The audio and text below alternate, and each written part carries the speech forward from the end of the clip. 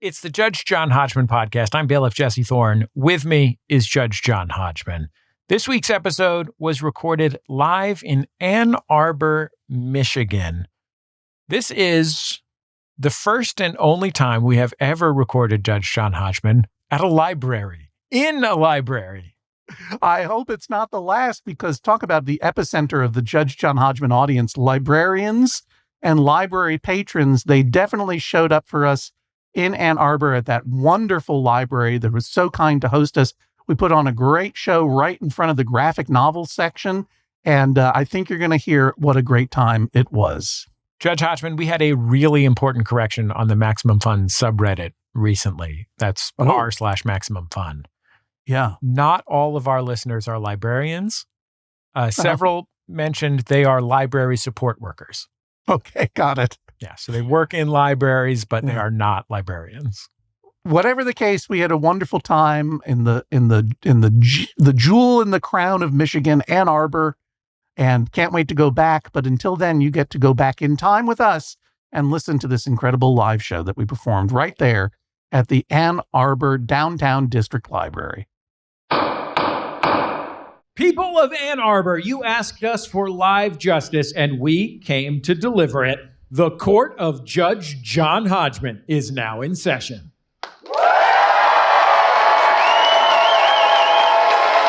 Let's start our first case. Please welcome to the stage Peter and Stephen.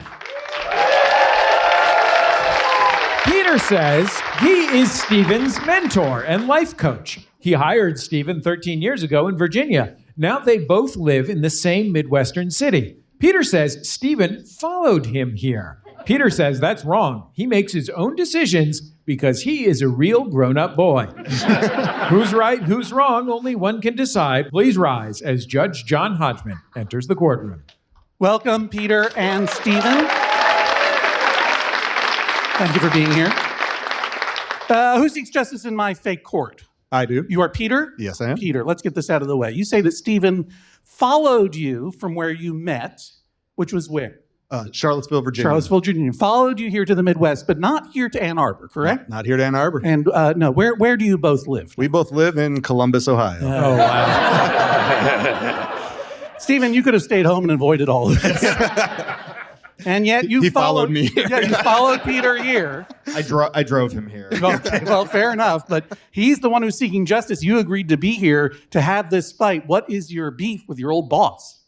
Well, my beef is that he frequently asks me to acknowledge his role in my life as a life coach and mentor. Sure. Part of him asking me to do that, and part of him kind of framing our relationship in that way, is that he's constantly telling people that I followed him to Columbus. Sure. And there's various factors that, we can get into. And I just kind of want to reframe our relationship in less of a top-down and more of like an equitable, even across. Yeah, he considers himself to be a father figure, and you want to destroy your father. Essentially, yeah. And finally grow as a human being. Correct. I understand. Peter, is the only life advice you've given to Stephen is to get him to follow you to Ohio, of all places? No, I've actually... Why was that? Why did you advise that? Anyway, sorry. Sorry, I'm just pandering. Peter, what other kind of life advice have you given to Stephen? We met when I hired him when he was 23 years old. I always laughed. He was a teacher at the time. It was him. You were a principal. I was a principal at the time. At a school, at elementary school. Elementary school, yeah. And you hired Stephen to be a fifth grade teacher. Fifth grade teacher. That's great. And it was him and the reigning Georgia Teacher of the Year. And there's something about him, He got the kids. He's a good guy, and he cared. You're saying that the other candidate for the position was the reigning Georgia Teacher of the Year. Yeah. And how long ago? How did you know they were still reigning? Would they come with a scepter? Yeah. You got to wear a sash. You got to wear a sash around. Sash. Got it. They talked about it quite a lot. Yeah. And you're still shitting on them. Yeah. Good. John, you know what you get when you're Teacher of the Year? No, what? Free pizza party. Free pizza party. Class outside? Yeah. Okay, so you hired him to be a fifth grade teacher. Yep. We bought him his first, myself and a coworker bought him his first set of grown-up sheets. That just means actual sheets for his bed. Was he in fifth grade? Wait. Prior to that, he was using a sleeping bag and a T-shirt as a pillowcase. Is this true? Yeah, Steven? you got to understand, I was living that kind of rock star lifestyle of an elementary teacher at the time. Had you been a teacher already? For 1 year. And He wasn't my first pair of bed sheets. It was the first pair at a new place. Were you sleeping in the really help. Were you sleeping in the sleeping bag with the Wait, t-shirt? no, hold on, John. Your first pair at a new place? Did you like Velveteen Rabbit everything from the old place? I don't remember the circumstances that led me to not having bed sheets. Okay. What were on the sheets that he got? Transformers? What? Well, yeah.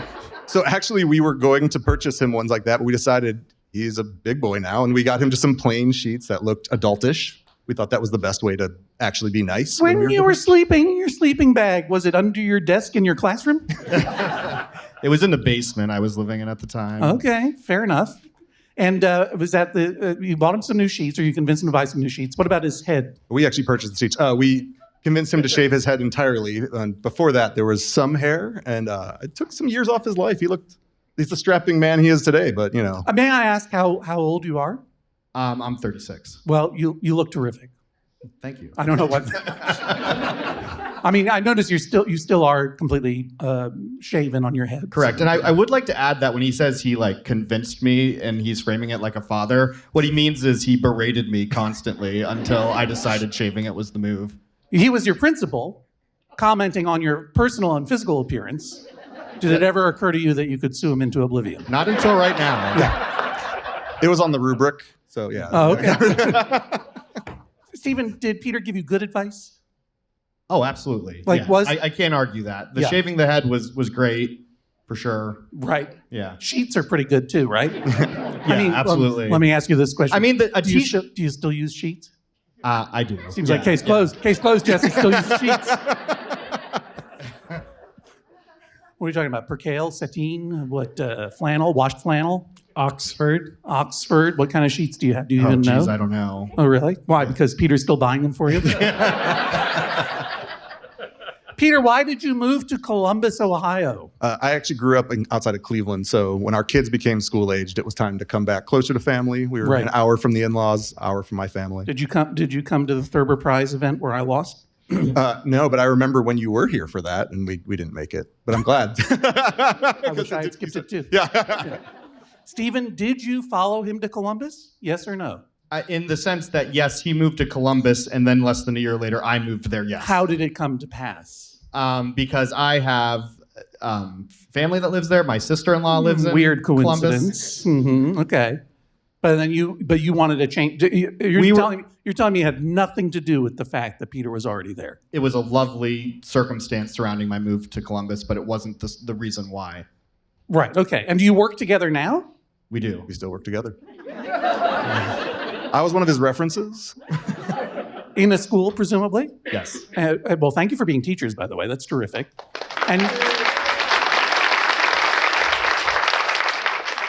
library crowd, they're going to clap for teachers. And you are... And you know what? Thanks to firefighters, too, for keeping our houses from burning down.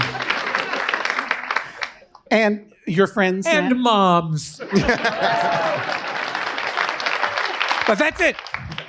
No one else gets thanked. Doing the good work is its own reward. Your friends? Absolutely, yeah. Okay, but this is an ongoing dispute. Stephen, how does it feel when Peter says that you followed him to Columbus? Infantilizing? It's not. Yes, and it's objectively not true. Mm-hmm. And it's a story. He's a storyteller. It's a story I hear a lot. Wait a minute. Thank you to the storytellers. Right, Jesse? Thank you to the storytellers. Where would we be without them? Yeah. They help us make that sense of things. Okay. Maybe you're having some dental pain. We are in Michigan, the crown, so to speak. The jewel in the crown of dental hygiene. John, at the end of the day, we're all just storytellers, especially ad guys that want to tell you about how they're storytellers. Fair enough. So how does it feel when Peter says that you followed him here? How does it make you feel? I feel like it's a little reductive to how I view our friendship. Does he tell funny stories about you that make you feel humiliated and infantilized by any chance? At any chance that he gets, and I feel like he's actually won by having this audience now tonight. What kind of stories do you tell about little bitty Stephen, Peter? I love the one about how when he met his wife, he came to me for advice as, a life coach or mentor might be serving that role. Right. And he said, he was really into her, but they were roommates and he was concerned that there were 9 months left on the lease. And so what if it didn't work out? What if she didn't? So, that's a tricky maneuver. But now they have 2 kids. When you are falling in love with a roommate and you only have one pair of sheets that you just bought. So what advice did you give him?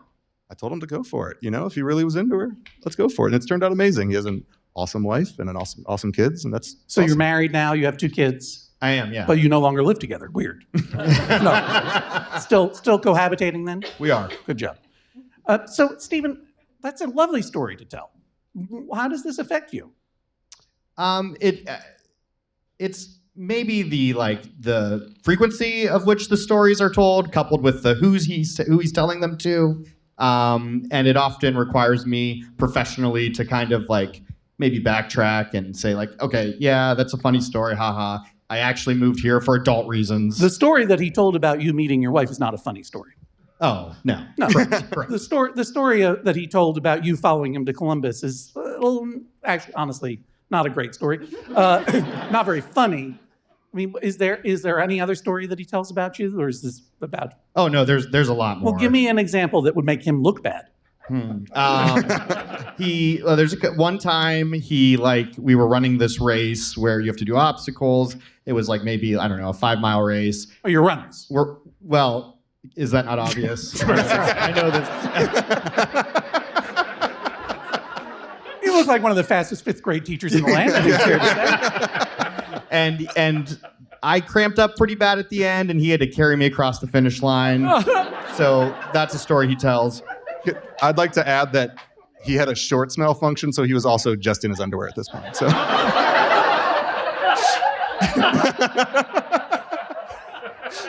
I just put it together that you said a shorts malfunction. I thought you said short smell function. I thought I was having a stroke.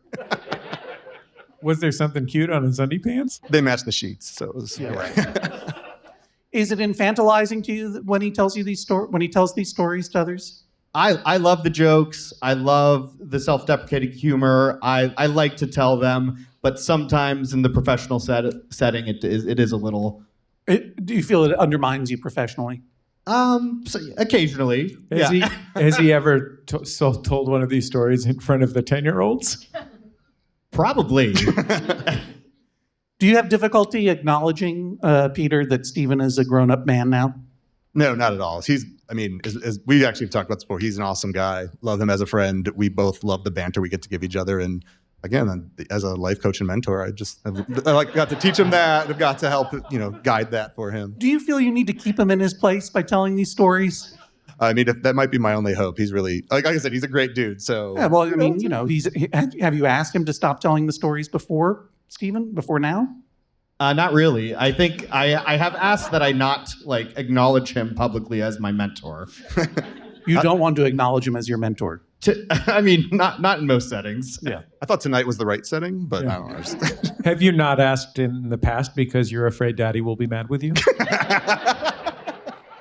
That's very likely that could be some of my deep-seated reasons. Now that you've heard that Stephen is uncomfortable with these stories, Peter, why do you keep telling them? I do. This is going to sound like I'm not a very nice person, but it is part of our banter. We both like to tell silly stories about each other. There's plenty he has, I'm sure, on me, whether they're appropriate for. Well, if you both like to tell them, wouldn't you have heard one before? I think I've heard some, but I don't know. All right. You're his boss now, currently? No. No, you're not his direct supervisor anymore? Not at all, no. Okay. Stephen, you would like me to order that Peter stop saying that you followed him to Columbus and stop telling these stories in general. Is that right?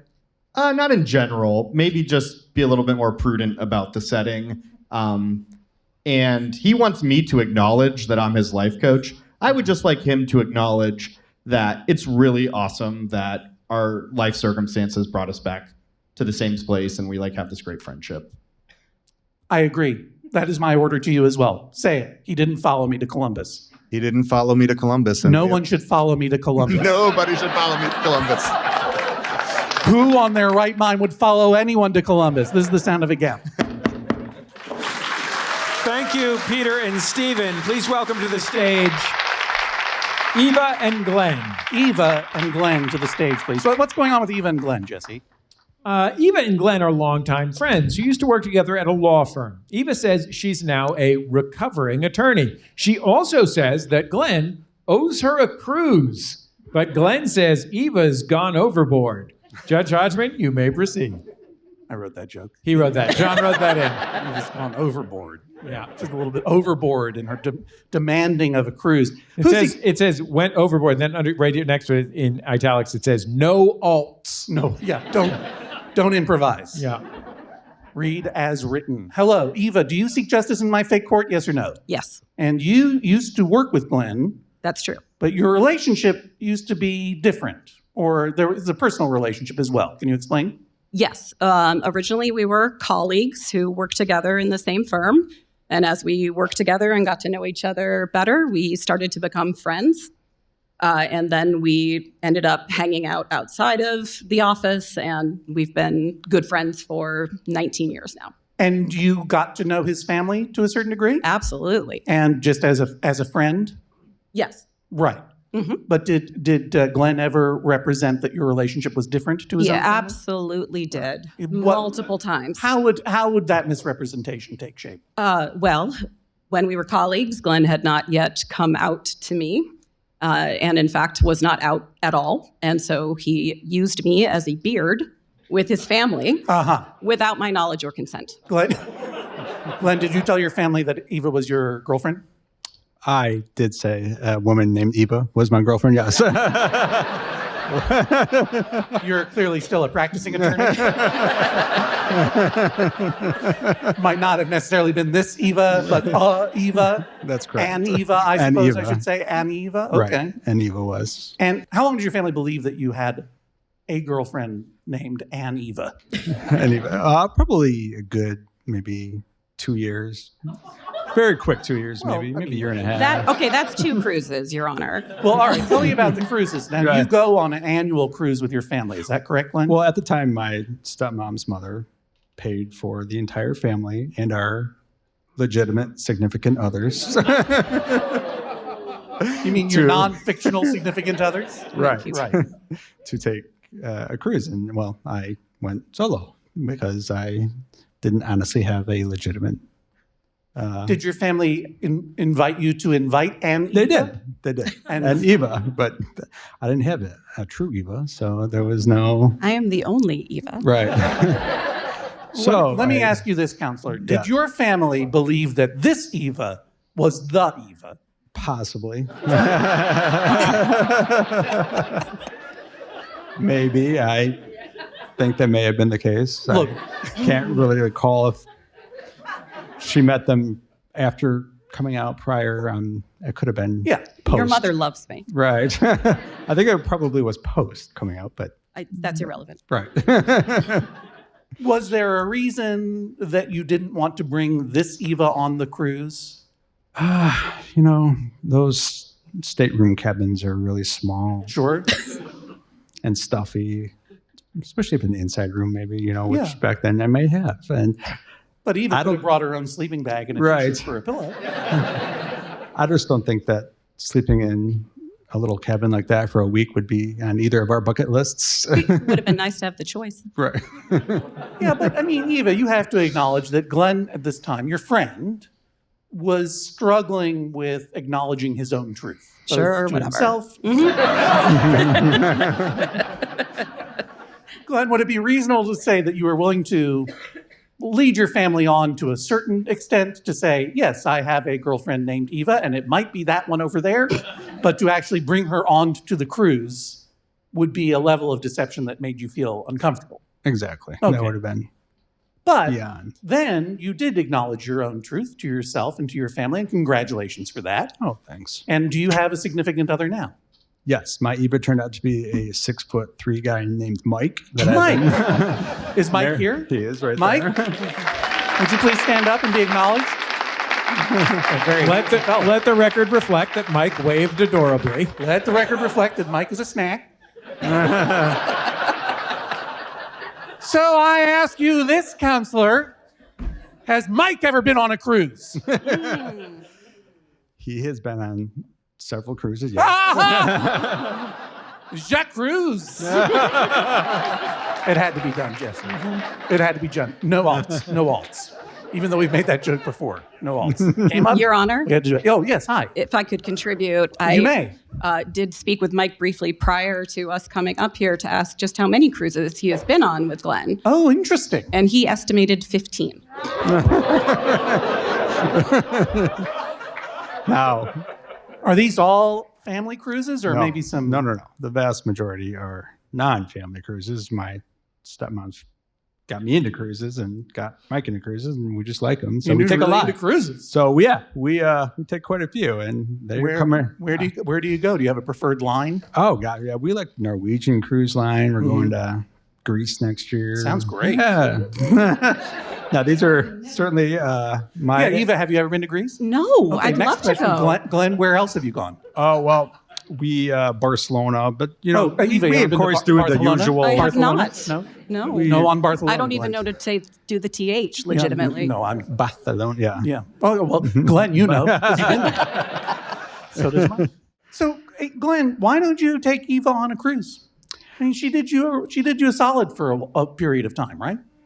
She did, but I don't know if that can really be quantified. I mean, being able to say that she was associated with me in that manner. I mean, wouldn't you like that? I'm not sure if that. What's the harm? How are the damages? There's harm. Okay, Eva. What are the damages? Make your case, Eva. You are a recovering attorney. I am. I've never practiced law in my life. Why don't you show me how it's done? If I can remember back that far. Sure. Well, there was the harm that I was single at the time and interested in dating not this guy, but a guy, perhaps my Eva. You're saying that you might have gone on a cruise with Glenn and his family as Glenn's fake paramour. No. And then you would have found a paramour of your own on the cruise? No. Come on, Glenn. That would have been fun. That would have been a crowded little stateroom. That would have been... That would have been a French farce or a rom-com. Yeah. Let's do it. Needed a sign for the door, I guess. Yeah, exactly. No, I did not know what I was missing at the time because, again, I did not consent or was not made aware of being his beard. Oh, you didn't know that you were Nope. being represented? No. How did you feel when you found out, and how did you find out? I felt used. Well, let me reverse those questions. How did you find out? He probably told me. I volunteered that Yes. information. But maybe I just said a person with your same name was happened to me, my fake significant other, when I would go home for Christmas or Thanksgiving, and you get those questions incessantly. Who are you dating? Who are you Sure. dating? And finally, it was It's someone named yep, Eva. It's Eva. Yep. Yes. Eva, did you ever have to IRL impersonate the girlfriend? Did you ever have to show up to something as the girlfriend? I did not because I was unaware I had been cast in that role. Would you have been willing to go on the cruise if you had to act as Glenn's girlfriend? Sure. You want to go on a cruise that badly? I've never been, Your Honor, and my husband's not interested. I've been on some cruises. Yeah? They're fine. I mean, to be fair, there's a ton of soft serve. There's so much soft serve. It's terrific. That's pretty compelling. If you like being on an incredibly gaudy, fallen down hotel floating through an infinite abyss that reminds you of death, it's for you. Yeah. And by the way, I do. I love it. I think I would, but Where would my you like- husband looks at it the same way you do. So Oh, I see. this is my only chance. Where would you go on your cruise if I were to order Glenn to take you on a cruise? Well, Greece sounds good. Greece sounds good. Actually, it's Greece. Greece. Or he could take me on one of the Broadway cruises. What are the Broadway cruises? Mhm. What are they? Yeah. They're Yeah. cruises that have some people who are stars on Broadway on the ship as entertainment, and they interact with people and do some classes, things like that. Are you still friends? Glenn, Eva? We're good friends. Good friends? I mean, at the moment. Yes. What would be your objection to taking your friend on a cruise? I presume Mike would come too, right? You like Mike? Everyone likes Mike, right? Yeah. Yeah, that guy's a snack. Everyone loves Mike. What would be your objection to taking Eva on the cruise with you and Mike? Oh, she could more than welcome to come. Just have that Amex card ready, and we're See we what are it on our comes way. down to. We are on our way. Glenn, Cold hard cash. you mentioned that you've been on perhaps 15 cruises. Yeah, quite a few. You cruise on Norwegian Cruise Lines. Yeah, there and some other ones too. I presume that you belong to their frequent sailor club or whatever. We do, yeah. The Platinum Mariner or Right. whatever it is. We took a RuPaul Drag Race cruise. That was really fun. Yeah, I but would you know love what? that. Stop bragging about it in front of me. What I'm saying is that surely with the amount of status that you've earned as a frequent cruiser, surely you could probably get Eva a pretty good deal on a cruise, the three of you together, even if it's a short one. Wouldn't you agree? No. Well, luckily for Eva, I agree with myself. Cash in your chips and get Eva a cruise. Go take her on a cruise. Say thank you. Thank you to Eva. Thank you for being here. Have fun. Bon voyage. Thank you, Eva and Glenn.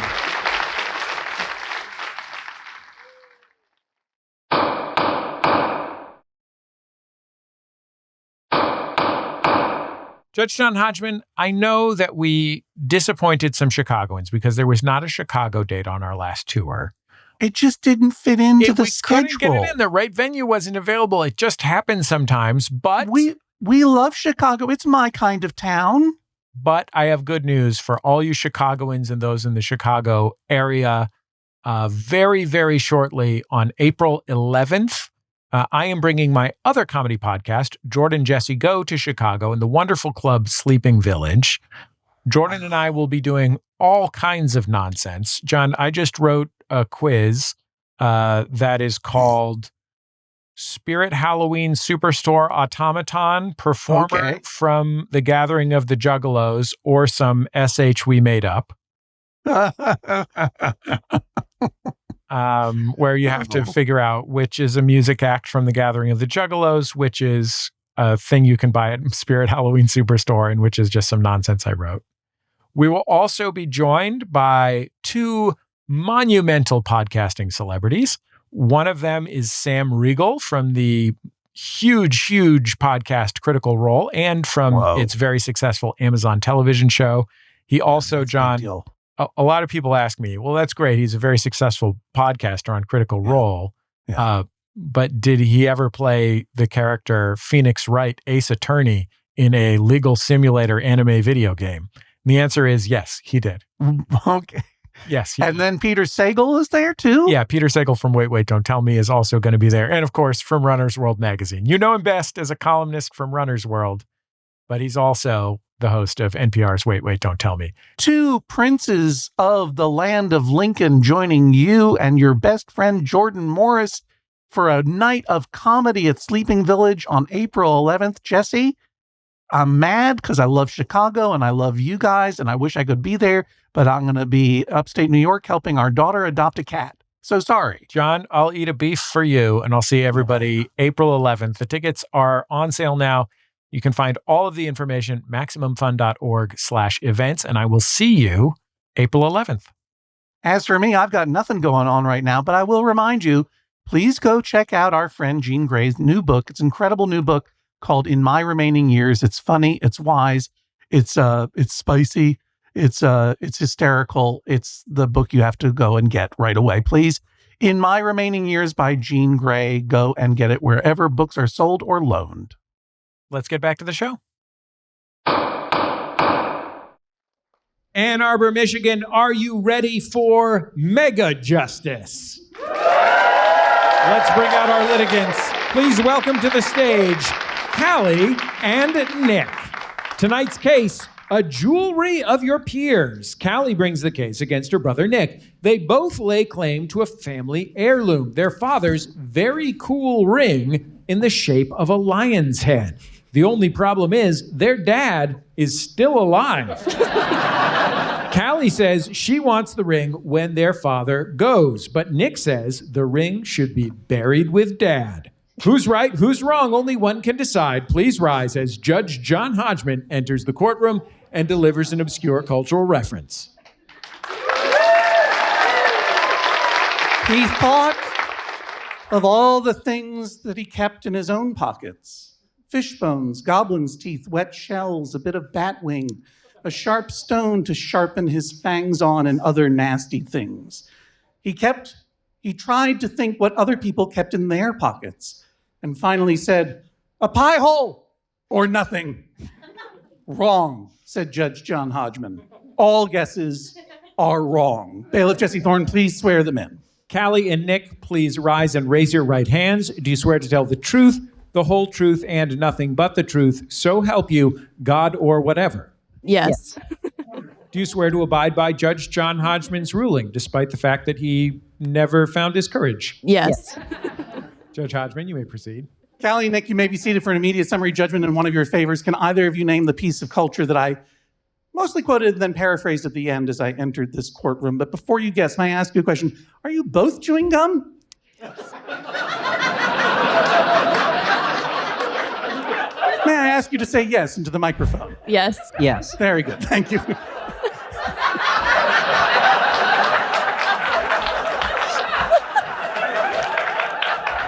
Thank you very much, Bailiff Jesse Thorne. As the Spanish teacher at my high school used to say, chicle en la boca. Welcome to the recording of a podcast. Callie, why don't you guess first? It sounds like something from The Hobbit. Ooh, I have nothing more specific than that. I see. Something from The Hobbit. I'll write that down in the guest book. B-I-T. All right. Now, Nick, what's your guess?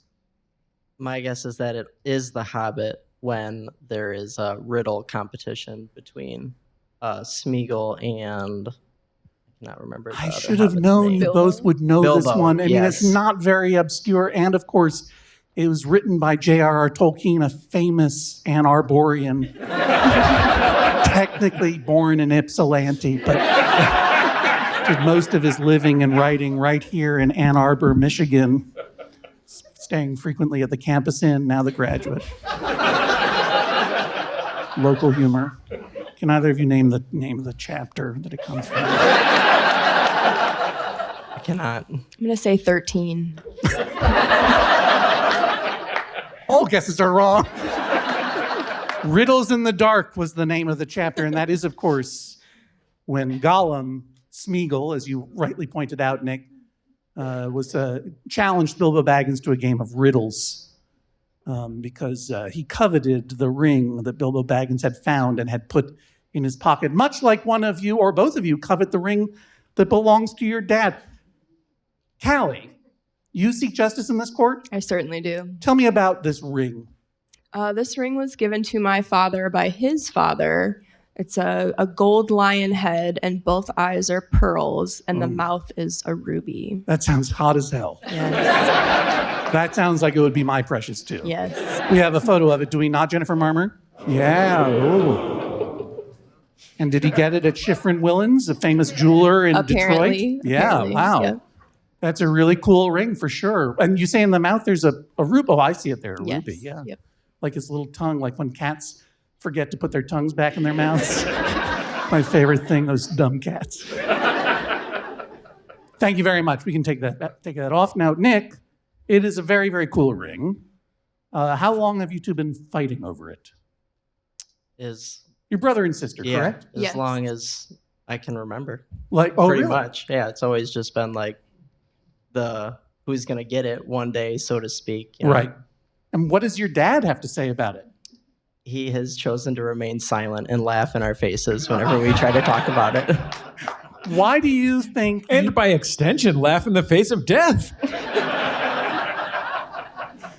Isn't it possible that your dad might write a will someday and decide for both of you? It is written. His will is written, and the ring is not mentioned in the will at this point. So it's just been revealed that Callie has read your father's will. I have no idea. You haven't, Nick? I have not. And you think you deserve a ring. You're not doing the due diligence. You're not doing the pre-grave dancing that your sister's doing. You work together? You're not just brother and sister? Yes. You work in Yes. the family business? What's Yep. the family business? Auto repair. Auto repair. Very cool. Here in Michigan? Mm-hmm. Oh, interesting. Wouldn't you rather work in a state that has more of a connection to automobiles? It's really, really tough. Your dad has not expressed an opinion one way or the other, Nick. No. You don't think he has an opinion, or you think he's just keeping it to himself? Or does his opinion not matter? I don't think he really has an opinion. I mean, I don't think he would want to choose between one of his children. Are there any other siblings involved? No. Okay. Callie, why do you deserve this ring and your brother doesn't? Who's older, by the way? I'm older. Okay, well, there you go. So said family business is going to be inherited / bought by my brother Okay, because that's his line of work. okay, gotcha. So You work there too, but it's I not. also work there. It's just What are your respective roles in the business, if I'm may an ask? office assistant. Got I it. fill in the holes. He's actually doing like body work and Right. he's, so that is lined up for him. He's filling in the holes. Yes. Yeah. Exactly. So that is lined up for him. Now, granted, he does have to purchase that over time. Right. It's not the business won't just go to him. He's going to have to Correct. buy out. Yes. Your- So I'm not in line for that, which I don't want. That's not a part of this equation. Terrific. You're not getting it. Exactly. But what I do want is this ring. And why? Because I'm not a very sentimental person. Nostalgia is the thief of joy, as is established law. So I say it's a toxic impulse, but that's a better way of saying it. You're right. Yeah. You're right. So You're I right. have Yeah. I have this picture in my head of my dad every Sunday morning before we would go to church as kids. We would all get together and get ready in their bathroom when we were really little kids. And he would open his arm wire and he would have his suit jacket or his tweed coat or whatever on. He would open the arm wire and he would take the ring out of the box and he would put it on his finger and he would wear it every Sunday. And anytime there's a special event or like a wedding or, something special going on, he always wears it. So that is why I would like it as something sentimental for myself. Because Nick has never observed this ritual that your dad has? I mean, Nick doesn't even know what an armoire is. Not because he hasn't observed it, but because he is getting the legacy of my father's business. Right. And I think I could have a small piece of sentimental, like a memory. For Like a myself. token, right. Yeah. And is the ring important to your, he obviously, wears Yeah. it to important occasions. Yeah. What does it mean to your dad, the ring? He hasn't expressed anything like specific. Like his dad gave it to him while he was in high school. Right. So I'm sure it's significant in the sense that like his father gave it to him. Right. But it's, But you don't know. Yeah, I'm not sure. You don't know what your dad wants to do with the ring. You don't know what it means to him. Has your dad ever spoken to either of you? He said is he here? It's Only a for the class medium ring. of body work. His father had a similar ring, and I think he admired that his dad had one. Right. So he bought it for him as like a class ring for him when he I was see. in high school. I got it. So he wears it only for special occasions like Yes. weddings, christenings, his own funeral. What do you think is the proper distribution of the ring, Nick? What do you want with it? I don't know. Like she has an image of him, of like she wants it for the sentimental value because she sees him with it. I just always see it as like a part of him. Mhm. So like to me, I'm like the captain. I always make a joke with him about it whenever we're disputing it as a family. And I'm like, the captain should go down with the ship, so to speak. So you're saying the ring should be buried with the father? Yes. It should go down with the ship of his body. Yes. Also, what don't- else do you think should be buried with him? All his cats, a bunch of honey. 1,000 clay warriors. What kind of cars do you work on? All kinds? Anything. Yeah. Okay. Like 5,000 Plymouth Furies can be in his temple as well? Model 29 Model A. Is that what is that going to be his casket? Yeah. No, he has one. Does your dad love how much you're thinking about his own funeral? He has mentioned that. What is his age? He's 56. He's a young man. It's never too early to plan. Wow.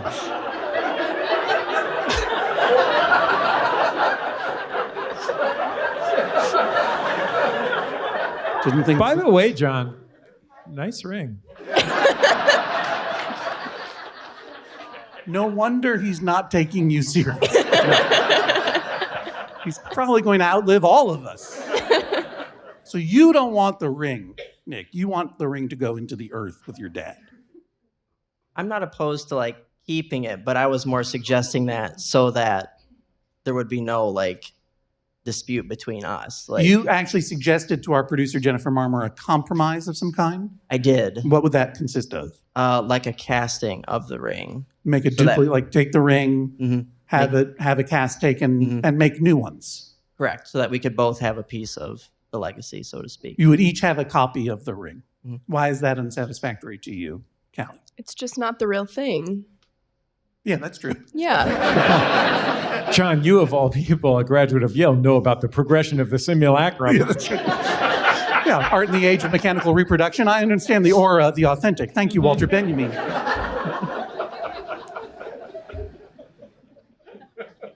1929, what? Model A. And that's a car? Yeah. All right. I understand that there was another family ring that you and Callie split somehow, Nick? Yes. What happened there? Well, she's actually wearing part of it right now. My grandmother had a diamond ring when she was married, and she gave it to my mother. And my mother, she got married first, and she said that you guys can split this ring. And she got married first, so she took the. Callie got married. Yes. I got married first. So the ring had been passed down to your mom. My mother. Yes. Yep. But she is still alive, right? Correct. Okay. I just want to make sure that. She's younger than my dad. Okay. Wonderful for both of them. And then Callie, you got married and your mom Yes, offered to give you the ring. Yeah, she split it up. So there was 5 diamonds in the gold. So I got the large diamond, and then he got the 4 small diamonds and all the gold. And where are those now? In your teeth? You're hanging on. Are you married? I am. Okay. And where are the diamonds? I did not get the gold or the diamonds because they did not fit the style of ring that I wanted to make for my wife. And so they evaporated? Correct. Into cash.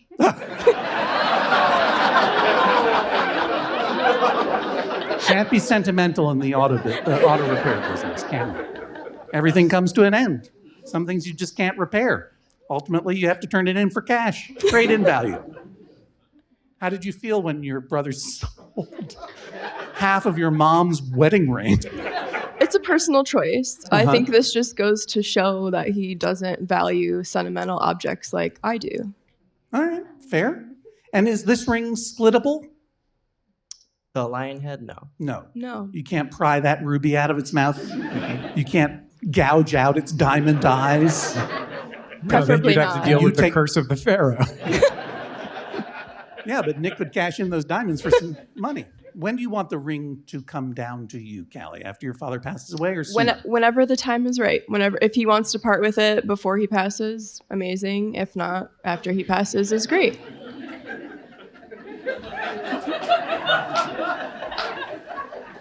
She has gone to him at gatherings and taken the ring and just walked around and sort of flaunted it. Flaunted it around the around. gatherings? Yes. Do you have it with you now? We thought about it, but we chose to keep it where it belongs. Because you knew I would take it. Anyone who sees that beautiful ring wants it. We all want that ring. Now everyone here in the lobatorium at the library has seen the ring and is under its spell. All of these 200 or 300 people are going to be coming for your dad's ring. How will it be safeguarded? I think I've heard enough to make my decision. I'm going to go into my chambers. I'll be back in a moment with my verdict. Please rise as Judge John Hodgman exits the courtroom.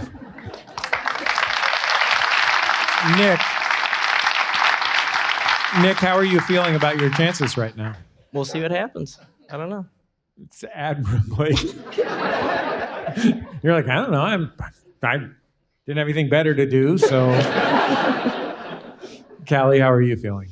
Unfortunately, I do feel like he has a better case, but I'm still feeling very confident. What if you just split it lengthwise and each of you wore it as a single stud earring? Idea. We'll see what Judge Hodgman has to say about all this. Please rise as Judge John Hodgman re-enters the courtroom and presents his verdict.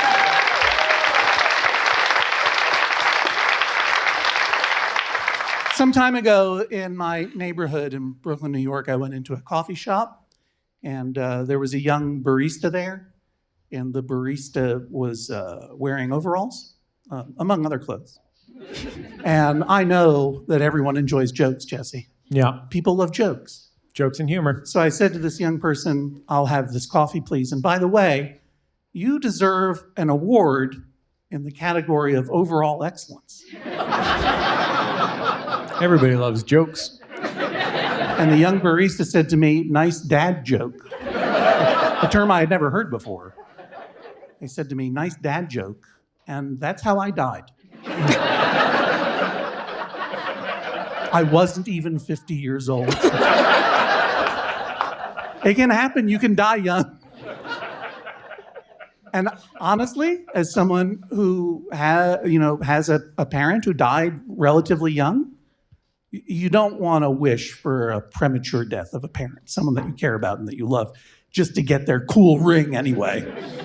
I don't think that that's what you're wishing for, but it came into focus for me that why your dad doesn't take this particularly seriously, because he is on average a person who's got a lot of life ahead of him, and I wish him many, many, many more years of life, even if you, Callie, don't. But I'm going to be honest, okay, that I think that you probably should have the ring, Callie. I'm rooting for you. Here's why. One, you told that wonderful story that involved the armoire, and I love an armoire story. Anything. An armoire, a wardrobe, you name it. I love it. Yeah. I double love a story where armoire is pronounced armwire because of some Michigan thing that I don't know about. Couldn't have been more charming.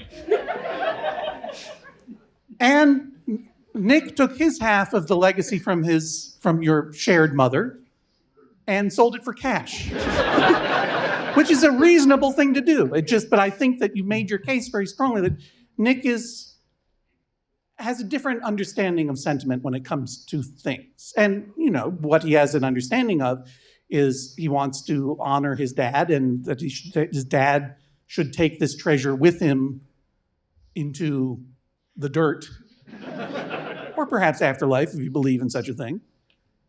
That's where his sentiment goes. But to keep and hang on to something is not his thing, right? So why should he keep and hang on to something? And I think the argument that Nick is taking over the legacy of the family business, you articulated an absence in your life that could be filled by a cool lion with a ruby in its mouth. So I am rooting for you. But as I was reminded when you took the stage, both of you, chewing gum like a couple of little rascals, like a couple of rapscallions, that you're very, very, very young yourself. It makes sense that your dad is relatively young. You're going to be young too. Many, many years to figure this out. And ultimately, it really is your dad's decision. I really enjoy the story of you going and sneaking it off your dad's finger and wandering around family events, trying it on for size. I hope that he understands what it means to you. And perhaps you could write him a letter or talk to him about it, but ultimately it really has to be his decision, not mine. But I'll tell you what, if I were your dead dad, I'd wish you best of luck with the automobile business. And I wish you the best of luck keeping your beautiful, cool lion head ring away from all these monsters who are going to be coming for you, because they got the curse. This is the sound of a gavel. Judge John Hodgman rules that is all. Callie and Nick, thanks for joining us on the Judge John Hodgman podcast. That's it for this episode of the Judge John Hodgman podcast. Thank you to Reddit user Taco Salad for naming the case in this episode. Make sure to follow us on Instagram at Judge John Hodgman. We're on YouTube and TikTok at Judge John Hodgman Pod. The Judge John Hodgman podcast was created by John Hodgman and Jesse Thorne. This episode recorded by Matthew Barnhart. Dan Telfer is our social media manager. AJ McKeon is our podcast editor. Daniel Spear is our video editor. Our producer is Jennifer Marmer. Thank you this week, by the way, to Eli Newberger at the Ann Arbor District Library, who was nice enough to make this show happen for us. And also, John? Yes. Put up with the social media furor when the tickets sold out too fast. Tickets sold out too fast. People were disappointed. We got to go back. We've got to go back. It's like the island in Lost. We've got to go back. We'll talk to you next time on the Judge John Hodgman podcast. Maximum Fun, a worker-owned network of artist-owned shows. supported Directly by you.